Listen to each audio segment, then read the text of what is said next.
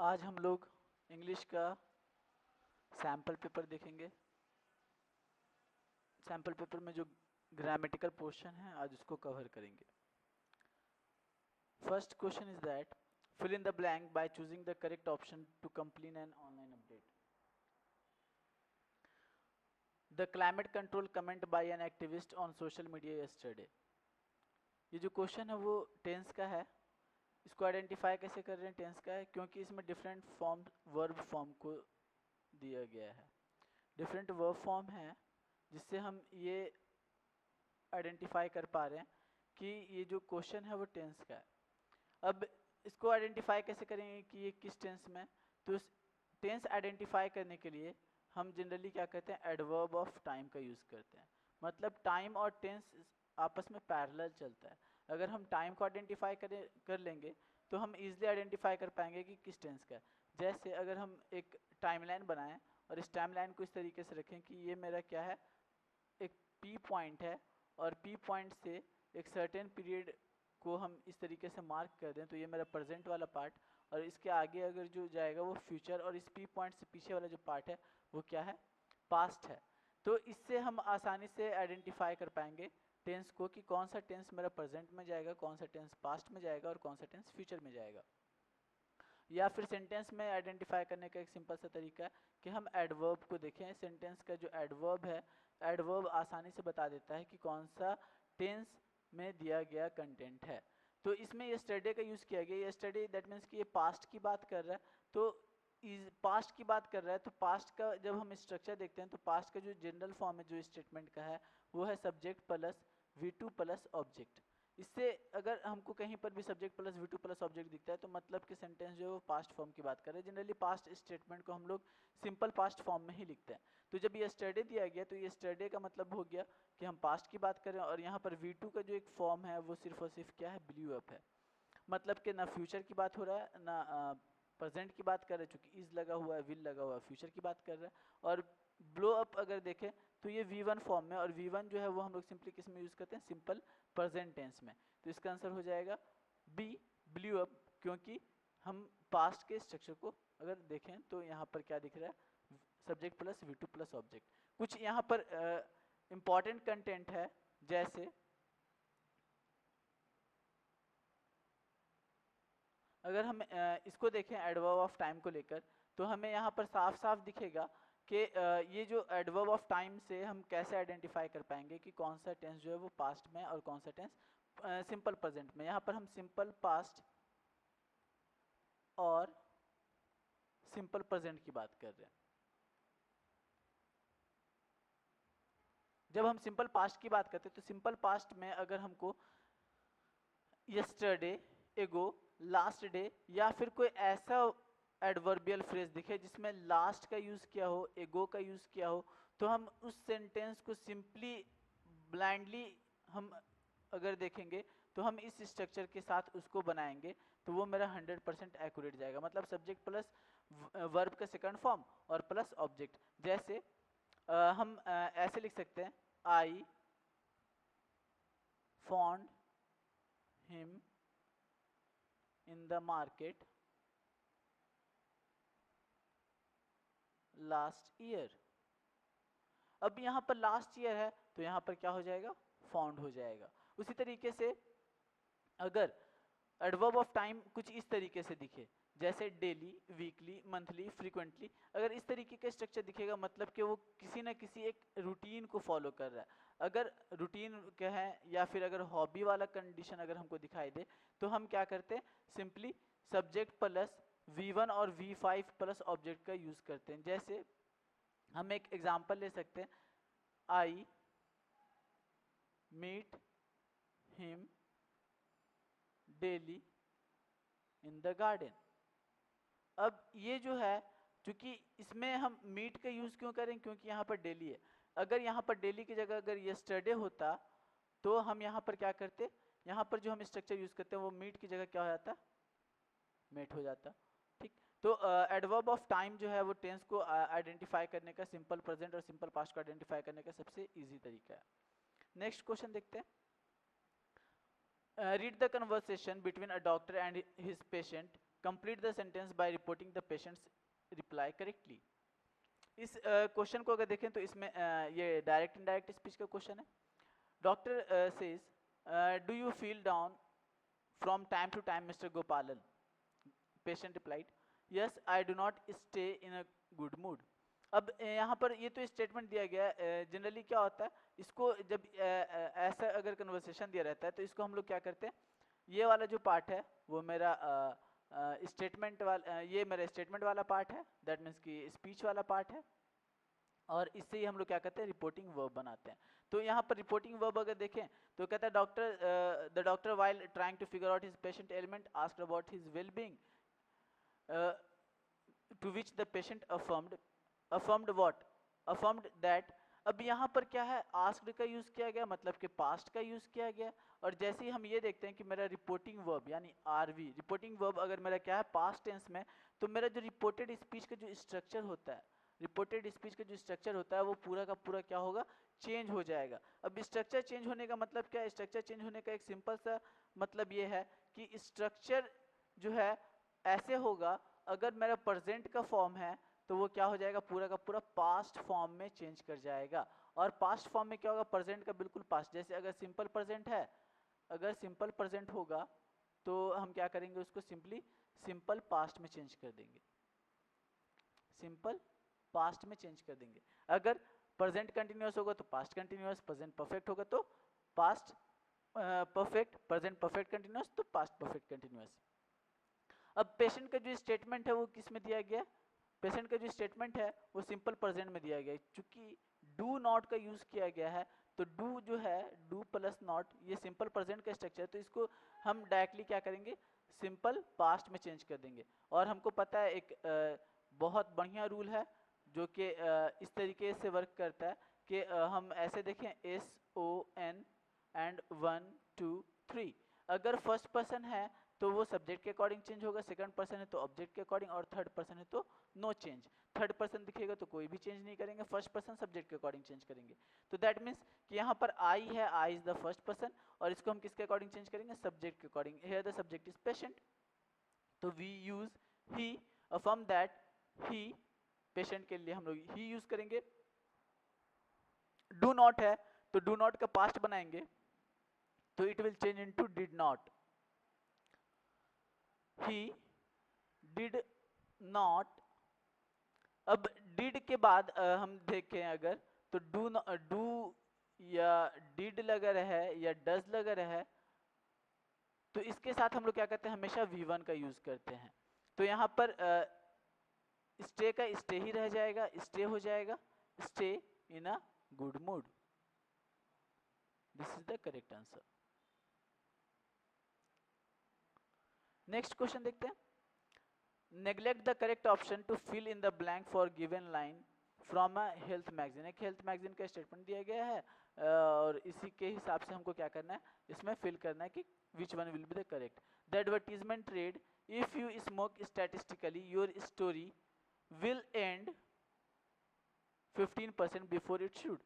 यहाँ पर आंसर जो होगा वो विल जाएगा। अब विल का यूज क्यों करेंगे, मस्ट का यूज क्यों नहीं होगा, शुड का यूज क्यों नहीं होगा, ऑट टू का यूज क्यों नहीं होगा, इसको हम देखते हैं।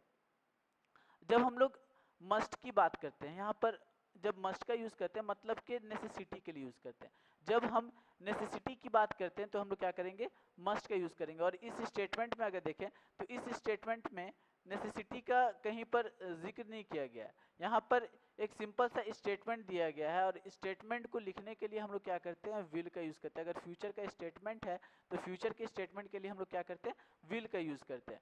तो यहाँ पर विल का यूज मस्ट का यूज नहीं होगा, क्यों, क्योंकि यहाँ पर नेसेसिटी बता रहा है और वहां पर सिंपली स्टेटमेंट दिया गया।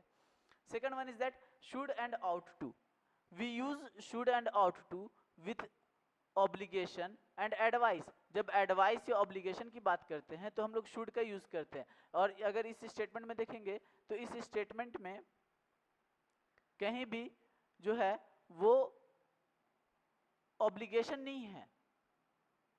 अगर इस क्वेश्चन में देखेंगे तो कहीं पर भी हमको ऑब्लिगेशन या एडवाइस दिखाई नहीं दे रहा है, वो सिंपली इस बात को कह रहा है कि दिस विल हैपन, कि अगर तुम इस तरीके से स्मोक करोगे तो ऐसा होगा। तो ऑब्लिगेशन या एडवाइस की बात नहीं हो रही है, सिंपली वो एक स्टेटमेंट दे रहा है, तो इस कंडीशन में शुड और ऑट टू का यूज नहीं करेंगे। इसीलिए क्या हो रहा है कि यहाँ पर हम शुड और ऑट टू को डायरेक्टली नेग्लेक्ट कर दे रहे हैं, चूंकि there is no obligation, there is no advice. And next one is certainty. Certainty का जब बात होता है तो हम लोग विल का यूज करते हैं और मस्ट का भी यूज करते हैं जनरली स्टेटमेंट के लिए, लेकिन यहाँ पर एक कंडीशन दिया गया है, विल एक्सप्रेसेस अ प्रेडिक्शन। जब हम किसी चीज का प्रेडिक्शन करते हैं, मतलब अनुमान लगाते हैं कि ऐसा हो सकता है, तो उस कंडीशन में हम क्या करते हैं, विल का यूज करते हैं। आगे स्टेटमेंट अगर देखें तो लिखा है it means that something is certainly true even though we can not see that is true. Will का जब हम यूज करते हैं प्रेडिक्शन के फॉर्म में, तो इस कंडीशन के साथ यूज करते हैं कि कोई चीज जो है वो सच होने वाला है जबकि वो सच नहीं होता है। अगर यहाँ पर इस क्वेश्चन में देखें तो क्वेश्चन में कुछ ऐसे दिया गया, if you smoke statistically your story will and 15% before it should. कहने का मतलब ये है कि उसका जो स्टोरी है, यानी उसके हेल्थ से रिलेटेड इश्यूज दिया गया है, मतलब डेथ, यहाँ पर योर स्टोरी जो है वो एक मेटाफर की तरह यूज किया गया डेथ के लिए। तो यहाँ पर जो अगर हम डेथ के लिए अगर मेटाफर के फॉर्म में देखेंगे तो यहाँ पर साफ साफ दिखेगा कि ये जो है स्टेटमेंट जो है वो ये बता रहा है कि विल जो है एक प्रेडिक्शन प्रोवाइड कर रहा है, और ये प्रेडिक्शन कैसा प्रोवाइड कर रहा है, ऐसा प्रेडिक्शन प्रोवाइड कर रहा है जिसमें कि वो जो है उसके डेथ से रिलेटेड है कि वो मर जाएगा, लेकिन ये अभी सर्टेन नहीं है। सर्टेन अगर होता तो सर्टेन में मतलब कि बिल्कुल कंफर्मेशन की बात होती, ठीक, लेकिन विल जो है एक ऐसा प्रेडिक्शन करता है जो कि हो सकता है लेकिन अभी हुआ नहीं है। यहाँ पर यही इसी बात को बता रहा है। मस्ट का अगर सर्टेनिटी के फॉर्म में अगर यूज करेंगे तो कहता है must means that the speaker sees something as necessarily and logically true. अगर मस्ट का यूज करेंगे तो मस्ट जो है वो मस्ट जो है वो कंफर्म सर्टेनिटी की बात करता है कि वो सर्टेन तो होगा लेकिन उस कंडीशन में नेसेसरी भी है। जैसे कि यहाँ पर हम स्टार्टिंग में ही मैंने कहा कि मस्ट का जनरली हम लोग नेसेसिटी के साथ यूज करते हैं। तो अगर कोई चीज सर्टेन है और सर्टेन के साथ क्या है, वो एकदम बिल्कुल ज़रूरी हो जाता है, और लॉजिकली अगर बुद्धि के हिसाब से देखें कि वो सच भी माना जाता है, तो भी क्या मानेंगे कि हम लोग मस्ट का यूज करें। नेक्स्ट क्वेश्चन देखते हैं, complete the given narrative by filling the blank with the correct option. एक नैरेटिव दिया गया है, इसमें करेक्ट ऑप्शन चूज करना है। कहता है as I was standing on the dock look out at the lake for the last time a feeling of emptiness over me like darkness. अब इसको देखते हैं, तो ये जनरली क्या है, एक स्टेटमेंट है, एक इंसान का जो है वो अपना एक आप बीती सुना रहा है। दैट मीन्स कि वो किसी एक स्टोरी को बता रहा है, सिंपली अगर ऐसे समझें, या फिर अपने किसी पास्ट स्टेटमेंट की बात कर रहा है, ठीक। जब पास्ट स्टेटमेंट की बात करेगा तो जनरली जब हम लोग पास्ट स्टेटमेंट की बात करते हैं तो यहाँ पर नथिंग यू कैन से कि कोई भी ऐसा कंडीशन नहीं जहाँ पर कोई वर्क जो है वो आगे पीछे हो रहा है। जैसे पास्ट की बात करें तो जनरली अगर एलिमिनेट करना चाहें तो यहाँ पर पास्ट है, तो पास्ट का जो सारा स्टेटमेंट होगा वो पास्ट में ही जाएगा, तो जो पास्ट के अलावा है उसको रिमूव कर देते हैं। जैसे विल पास्ट का नहीं है, विल हैव भी पास्ट का नहीं है। अब दो मेरे पास कंडीशन बचा, एक had washed and the option D is washed. मैंने दो ऑप्शन को एलिमिनेट कर दिया, अब दो ऑप्शन बचा। अब हैड वॉश्ड और वॉश्ड, इन दोनों में कौन सा ऑप्शन करेक्ट है, इसको समझने के लिए हम ऐसे समझते हैं कि जब हम एक टाइमलाइन देखें पास्ट का, अगर सपोज कि ये मेरा पास्ट का टाइमलाइन है, everything is happened in the past, तो अगर ऐसे समझें कि ये मेरा सिंपल पास्ट वाला पॉइंट है और यहाँ पर एक और मेरे साथ कोई कुछ कंडीशन या कुछ वर्क हुआ है यहाँ पर, तो ये अगर इस कंडीशन में हम यूज करेंगे तो यहाँ पर सिंपल पास्ट होगा, लेकिन ये कंडीशन जब उठकर मेरे साथ एक और सिंपल पास्ट के साथ आकर बनेगा, तो जब दो सिंपल पास्ट एक साथ आएगा तो हम ये देखेंगे कि कौन सा वर्क पहले हुआ है। जो वर्क पहले हुआ है उस वर्क के साथ हम लोग क्या करते हैं, परफेक्ट का यूज करते हैं। होता तो पास्ट में ही है, लेकिन अगर वो वर्क जो है किसी दूसरे सिंपल पास्ट से पहले हो जाता है तो उस सिंपल पास्ट को हम चेंज करके क्या करते हैं, उसको परफेक्ट में डालते हैं। लेकिन ये जो स्टेटमेंट दिया गया, ये जो क्वेश्चन में जो स्टेटमेंट दिया गया, इस स्टेटमेंट में हमें ये दिखाई देता है कि कोई भी जो वर्क है वो सारा का सारा साइमल्टेनियस चल रहा है, मतलब कि एक स्टेटमेंट के फॉर्म में दिखा रहा है, ना कि कोई एक ऐसे वर्क को दिखा रहा है जो पहले हुआ है या बाद में हुआ है। तो ना पहले और बाद का कोई कंडीशन नहीं है, तो परफेक्ट को हम रिमूव कर देंगे, तो मेरे पास सिंपली क्या बचेगा, ऑप्शन डी बचेगा, क्योंकि एक सिंपल पास्ट का स्टेटमेंट है। नेक्स्ट क्वेश्चन को देखते हैं। ये क्वेश्चन जो है डायरी से रिलेटेड है, यू कैन से के सॉरी लेटर से रिलेटेड है। जनरली लेटर का एक फॉर्मेट दिया गया है, लेटर के फॉर्मेट से हम लोग को क्या करना है, यहाँ पर एक वर्ब को चूज करना है। ठीक, कहता है this is respectfully I submit that I blank approval for organizing a tree plantation drive to be undertaken by the club. सीख है, यहाँ पर आंसर सीख हो जाएगा। हम सीख क्यों लिखेंगे इसको बहुत बेहतर ढंग से समझते हैं। देखते हैं यहाँ पर कुछ वर्ब दिए गए हैं, जैसे यहाँ पर पहला है verb of perception, verb of appearing, verb of emotion, verb of thinking. अगर इस टाइप के वर्ब कभी भी हमको स्टेटमेंट में दिखाई दे, चाहे वो परसेप्शन से रिलेटेड हो। अब परसेप्शन से, जैसे परसेप्शन का मतलब ये है कि जिसको हम क्या कर सकते हैं, अपने हम रिकॉग्नाइज कर सकते हैं। ऐसे रिकॉग्नाइज वर्ड भी आता है रिकॉग्निशन से ही, ठीक है। या फिर हम किसी चीज को देख पा रहे हैं, सूंघ पा रहे हैं, सुन पा रहे हैं, ऐसे ऐसे बहुत सारे वर्ड्स हो सकते हैं।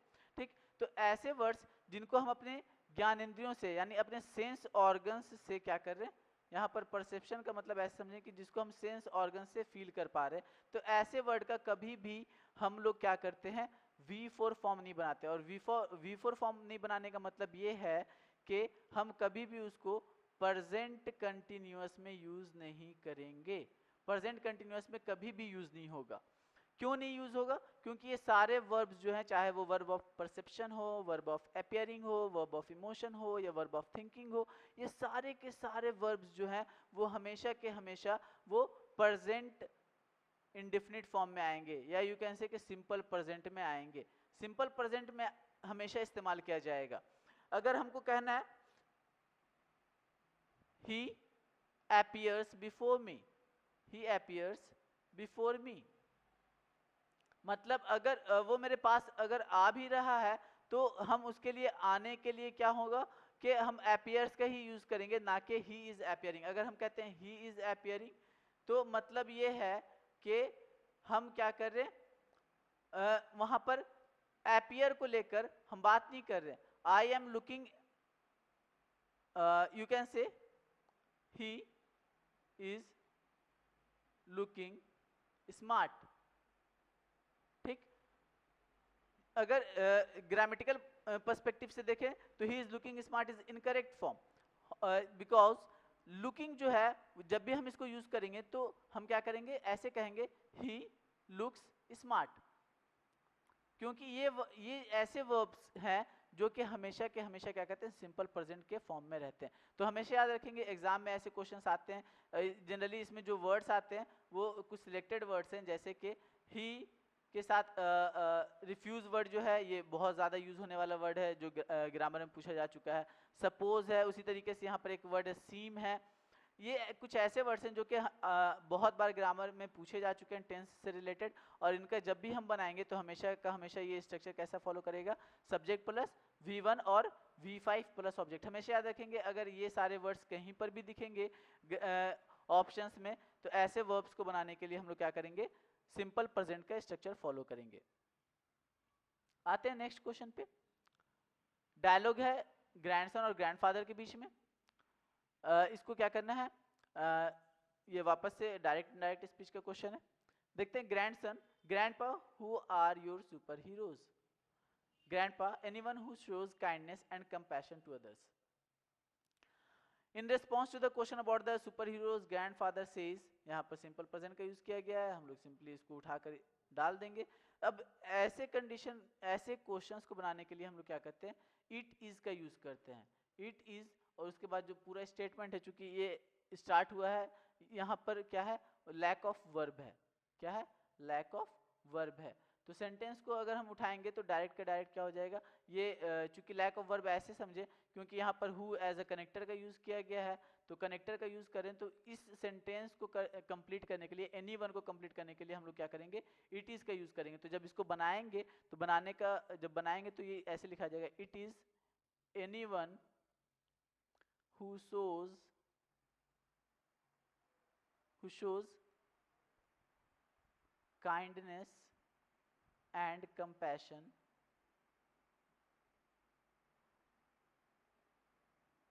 to others. This one is the correct answer. Next question देखते हैं। एरर, ये क्वेश्चन एरर का है। अब एरर को अगर जब हम देखते हैं तो एरर का मतलब ये है कि इस स्टेटमेंट में कुछ मिस्टेक्स हैं, उस मिस्टेक्स को हम आइडेंटिफाई करेंगे और आइडेंटिफाई करके यहाँ पर एरर में लिखेंगे और करेक्शन में लिखेंगे। एग्जाम में अगर इस टाइप का अगर रहेगा तो एग्जाम में हमको इस तरीके से कॉलम बनाना पड़ेगा कि मैं एरर किसको मान रहा हूँ और करेक्शन किसको मान रहा हूँ। मतलब कि जब आप आंसर शीट में लिखेंगे तो आपको एरर और करेक्शन दोनों मेंशन करना पड़ेगा। ये नहीं कि आपने तो देखा कि मैं तो सही बना रहा हूँ, आप सिंपली क्या कर दिए, करेक्ट वर्ड को लिख दिए, तो आपका नंबर नहीं मिलेगा क्योंकि आपने एरर को मेंशन नहीं किया। एरर, आपको एरर भी मेंशन करना पड़ेगा और करेक्शन को भी मेंशन करना पड़ेगा। In order to balancing the sentiments of the Eagles and the Hawks, the student council suggested a rematch between the teams. अब अगर इसमें एरर फाइंड करें तो यहाँ ये 2 के बाद एक एरर दिखाई दे रहा है, बैलेंसिंग। ये इन्फिनिटिव का एरर है, इन्फिनिटिव का एरर है। इन्फिनिटिव का मतलब ये है, इन्फिनिटिव वर्ब का वो फॉर्म है जो कि 2 plus base form of verb को फॉलो करता है। 2 plus base form of verb को फॉलो करता है। मतलब ये कि हम जब भी इन्फिनिटिव का यूज करेंगे तो इन्फिनिटिव का मतलब ये हुआ कि 2 के बाद हमेशा क्या आएगा, V1 आएगा, ना कि V4 आएगा। जनरली ये हम लोग अपने राइटिंग में भी क्या करते हैं, ऐसे टाइप्स के मिस्टेक्स को देखते हैं बच्चों के राइटिंग में कि बच्चे जो होते हैं जनरली 2 के बाद V4 का यूज कर देते हैं। तो हमें इस बात पर ध्यान रखना चाहिए कि 2 के बाद हमेशा हम लोग क्या करते हैं, V1 का यूज करते हैं। तो इसमें एरर जो है वो बैलेंसिंग है, इसका करेक्शन जो हो जाएगा वो क्या हो जाएगा, बैलेंस हो जाएगा। नेक्स्ट क्वेश्चन देखते हैं। Sunil shared some information with Tariq about a holiday at sea. Reports Tariq question. Tariq जो है वो कुछ क्वेश्चन पूछेगा, किससे, सुनील से। तो ये जो है अपने पास स्पीच दिया गया है, इस स्पीच को डायरेक्टली कन्वर्ट कर देना है क्वेश्चन में, इनडायरेक्ट फॉर्म में। तो इसको जब चेंज करेंगे तो क्या होगा, हम ऐसे लिखेंगे, Tariq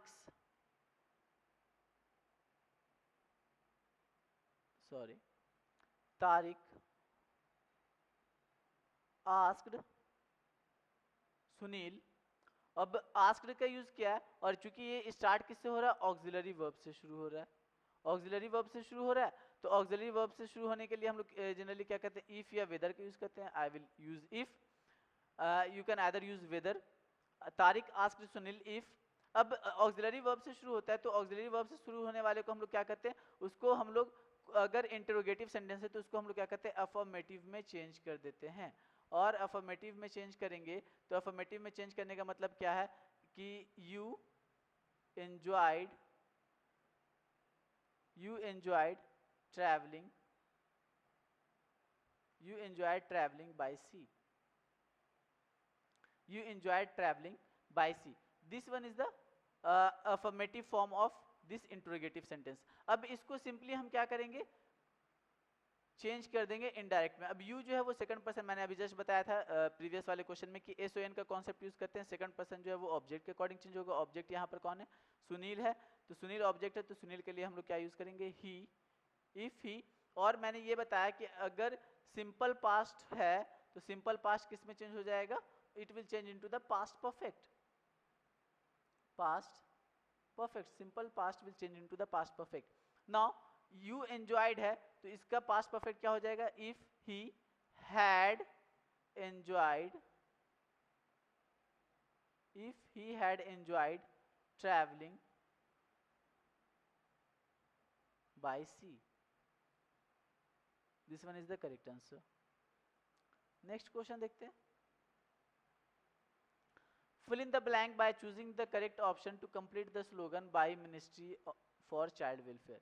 We effort to neglect children, think twice. अब इस स्टेटमेंट को देखते हैं तो इसका जो आंसर होगा वो हो जाएगा कैन। चूंकि यहाँ पर एबिलिटी की बात करता है, अगर इस स्टेटमेंट को देखेंगे तो इस स्टेटमेंट में क्या हो रहा है, एबिलिटी का कंडीशन दिख रहा है। और विल जो है वो अभी बताया, विल एबिलिटी की बात नहीं करता है, स्टेटमेंट की बात करता है। मे जो है वो परमिशन की बात करता है, नीड जो है वो नेसेसिटी की बात करता है, और कैन जो है वो एबिलिटी की बात करता है। तो एबिलिटी का जो ऑप्शन होगा वो करेक्ट होगा। नेक्स्ट देखते हैं क्वेश्चन, कहता है father asks so many questions, Latha Latha, I believe that if you don't know the answer, keep asking till you do. Question बहुत अच्छा है। अब इसको जब हम लोग चेंज करेंगे इनडायरेक्ट में, तो कहता है father asked Latha the reason for the many questions she was asking. Latha exclaimed good humoured that in event of not knowing the answer one should. अब इसको वन शुड है, अब चूंकि हम यहाँ पर देखेंगे मॉडल का अगर कंडीशन देखें, मॉडल वर्ब का कंडीशन, तो हम ये देखते हैं कि मॉडल वर्ब के बाद हमेशा क्या करते हैं हम लोग V1 का यूज करते हैं। तो यहाँ पर अगर हमको ये चीज याद रहता है कि मॉडल वर्ब के बाद हमेशा V1 यूज होगा, तो हम आसानी से ऑप्शंस को एलिमिनेट कर सकते हैं। तो यहाँ पर जो V1 वाला है उसको छोड़कर बाकी सबको काट देंगे, तो ये V2 है, ये भी V2 है, तो खत्म हो गया 2। अब मैं अपने पास क्या बचा, ऑप्शन ए और ऑप्शन सी। अब ऑप्शन ए में तो साफ दिख रहा है कीप आस्किंग है, कीप आस्किंग दोनों में है, टिल भी है, टिल भी है। अब यहाँ पर आते हैं वन डज और वन डू का। अब वन जो है वो क्या है, वन जो है ये सिंगुलर है और ये अपने साथ क्या लेगा, सिंगुलर वर्ब लेगा, सिंगुलर वर्ब लेगा। सब्जेक्ट वर्ब कॉन्कॉर्ड में आप लोगों ने पढ़ा होगा कि सिंगुलर सब्जेक्ट हमेशा क्या करता है, सिंगुलर वर्ब लेता है। तो वन के साथ क्या हो जाएगा, डज हो जाएगा, डू वाला ऑप्शन इनकरेक्ट हो जाएगा, तो option A will be the correct answer.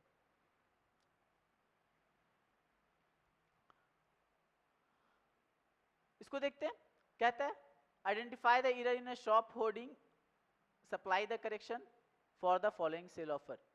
कहता है massive discount for all senior citizen vaccinated with the precautionary dose. जितने भी सीनियर सिटीजन हैं उन सबको क्या मिलना चाहिए, प्रिकॉशनरी डोज मिलना चाहिए। ये जो एरर है वो एरर है किस चीज का, ऑल का और ईच का। We will have to understand the difference between the all and the each. अगर हम ऑल की बात करते हैं तो ऑल का मतलब क्या होता है, रिफर्स टू टोटल। सिंपली अगर देखें तो ऑल का मतलब होता है टोटल। हम लोग जैसे कहते हैं ऑल स्टूडेंट्स, तो ऑल स्टूडेंट्स कहने का मतलब क्या है कि सभी स्टूडेंट्स की बात कर रहे हैं। We use all to talk about a total number of things. Generally ऐसे देखें कि टोटल नंबर ऑफ थिंग्स की बात करते हैं, मतलब कि होल सम की बात करते हैं, होल की बात करते हैं। अगर सारे बूढ़े लोगों को एक साथ रख दिया जाए तो ये क्या हो जाएगा, ऑल कहलाएगा। ठीक है, मतलब अगर सभी बूढ़ों को एक साथ बेनिफिट दिया जाएगा तो ऑल का यूज करेंगे। ठीक है, मतलब कि ये इंडिविजुअलिटी इसमें नहीं दिखता है। लेकिन जब ईच की बात करते हैं तो ईच कहता है each refers to the individual member of a group. एक ग्रुप के इंडिविजुअल, मतलब ऐसे समझें कि एक ग्रुप है, इसमें बहुत सारे बूढ़े लोग हैं, बहुत सारे बूढ़े लोग हैं। ठीक, इन बूढ़े लोगों में अगर हम हर बूढ़े लोगों की बात करेंगे तो इसके लिए हम लोग क्या करेंगे, ईच का यूज करेंगे।